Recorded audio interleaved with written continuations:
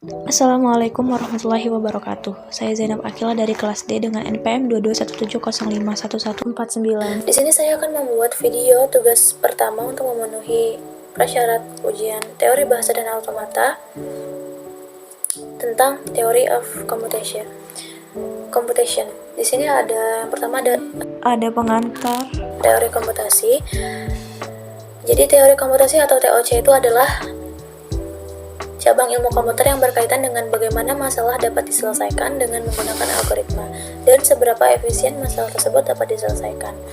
Komputer dunia nyata itu melakukan komputasi yang pada dasarnya berjalan seperti model matematika untuk memecahkan masalah dengan cara yang sistematis. Teori otomata sendiri itu berkaitan dengan definisi dan properti dari model matematika komputasi. Model pertama disebut finite automata yang dapat digunakan dalam text processing, compilers, dan hardware design. Model yang lainnya disebut context-free grammar yang digunakan dalam bahasa pemrograman dan artificial intelligence atau AI. Model yang lainnya juga disebut Turing machine yang banyak diteliti saat ini. Kemudian teori komputabilitas dan kompleksitas itu di komputasi memerlukan definisi yang tepat mengenai komputasi. Lebih jelasnya, di sini ada teori otomata yang berarti teori mengenai mesin-mesin abstrak dan berkaitan erat dengan teori bahasa formal. Nah, hal-hal yang berkaitan dengan otomata itu ada grammar. Grammar itu adalah bentuk abstrak yang dapat diterima untuk membangkitkan suatu kalimat otomata berdasarkan suatu aturan tertentu. Kemudian teori komputabilitas itu bertujuan untuk memeriksa apakah persoalan komputasi dapat dipecahkan pada suatu model komputasi teoritis. Yang ketiga ada teori kompleksitas, yaitu bertujuan untuk mengkaji kebutuhan waktu dan ruang untuk memecahkan persoalan yang diselesaikan dengan pendekatan yang berbeda-beda. Nah, di sini ada model-model komputasi, ada finite state automata, pushdown automata, dan Turing machine. Kemudian ada theory of computation, conclusion and summary atau kesimpulan dan ringkasan. Ada FSM, regular language, PDA, context free language, Turing machine, recursively enumerable language, dan yang mencakup semua ini adalah undecidable. Yang pertama, finite state machine itu model komputasi yang paling sederhana karena tidak memiliki memori serta melakukan low level computation. Yang kedua, ada context free language atau CFL. Itu adalah model komputasi yang sedikit lebih powerful dari FSM karena dapat melakukan tingkatan yang lebih dalam komputasi jika dibandingkan dengan FSM ini. Yang ketiga ada Turing machine. Ini juga model komputasi yang sedikit lebih powerful dari CFL karena dapat melakukan tingkatan yang lebih dalam komputasi jika dibandingkan dengan CFL dan juga FSM. Nah, undecidable adalah model yang tidak bisa diselesaikan dengan cara mekanik atau mesin. Kemudian ada regular language atau bahasa biasa. Dan dalam teori ilmu komputer dan teori bahasa formal, regular language itu adalah bahasa formal yang dapat diekspresikan menggunakan ekspresi reguler. Regular language sangat berguna dalam input penguraian dan bahasa pemrograman desain.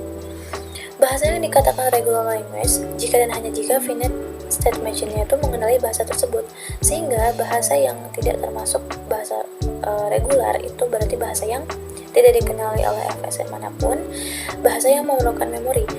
Nah, karena memori FSM itu kan terbatas dan tidak dapat menyimpan dan menghitung string. Di sini ada contoh A, B, B, oke, ini salah penulisan ya, seharusnya AB, ABB, terus di sini AB, ABB. Nah, ini kan ada dua kali tuh. Nah, contoh tersebut tuh tidak dapat dijalankan karena AB, ABB mengalami dua kali pengulangan dan hal itu memerlukan memori penyimpanan. Jadi contoh tersebut ini bukan termasuk bahasa regular atau regular language.